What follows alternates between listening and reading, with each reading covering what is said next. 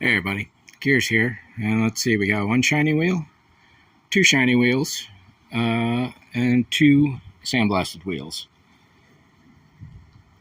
Initially I'd said I was going to take each wheel until I was done with them. At this point I'm going to take each wheel up to say 400 grit, where these two are at, and we'll see where I take them from there. You know, on this one, there's some nice spots where it's nice and smooth, but then there's a bunch of scratches. So whether I have to go back down to 220 in some places, then bring it back to 400, we'll find out. Or maybe at 400 as they are, all the polishing that I want to have done by someone who knows what they're doing will hide all the scratches. We'll see. I can always get them repolished all the time once the scratches start showing up again. Based on my experience with model making, canopies, for example, you get a scratch on those, polish tends to get rid of those, the scratches.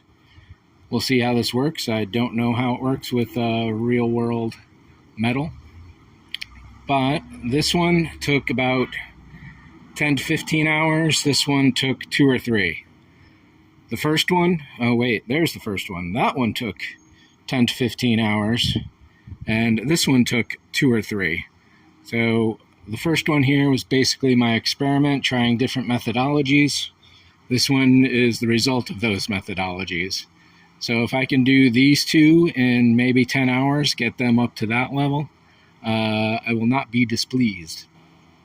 And again, where I take them from there, whether I try and get some money together to get them polished, whether I keep going.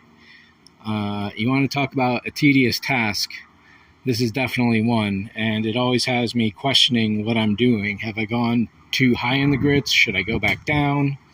What about this little section? What about that one? And in the meantime, my carpal tunnel is not doing too well on that front at all. So I can do about half an hour at a time maybe before my fingers wear out, take a break, get another half hour. The machines definitely help. The conundrum I face with going with proper polishing tools is that I don't have any. So I would need to invest in tools I don't know how to use, employing techniques I've never used, and it'd only be basically a one-shot. Maybe I would polish them forever. I don't know, but I know it's a couple $100 to get a full setup for all the polishing tools. And then which ones to get. Harbor Freight is nice and cheap enough, and if they only lasted one use, I would not, again, be displeased. But at the same time, I just don't have the time or the money to truly invest in what could be a one-shot affair for these tools. And I don't live here, so this is a friend's place, and if they move or whatever happens, then where do I put my tools? I live in a small apartment and got no space for them. So it's always a trade-off. Do you pay someone who knows what they're doing, or do you invest your own time and elbow grease? I'm happy with as far as I've taken them, and I am definitely going to enjoy getting these two up to that level. Those two right there, up to this level. But, yeah, it's a lot of shoulder work and a lot of pain, and it's not particularly fun.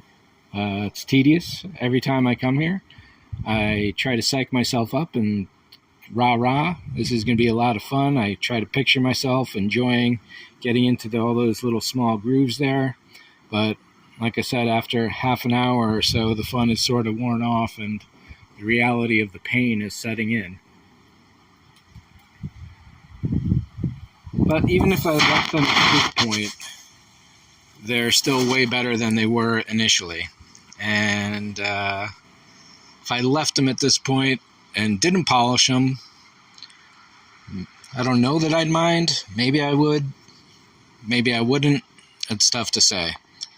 But 2 down, 2 to go. Thanks for watching. See ya.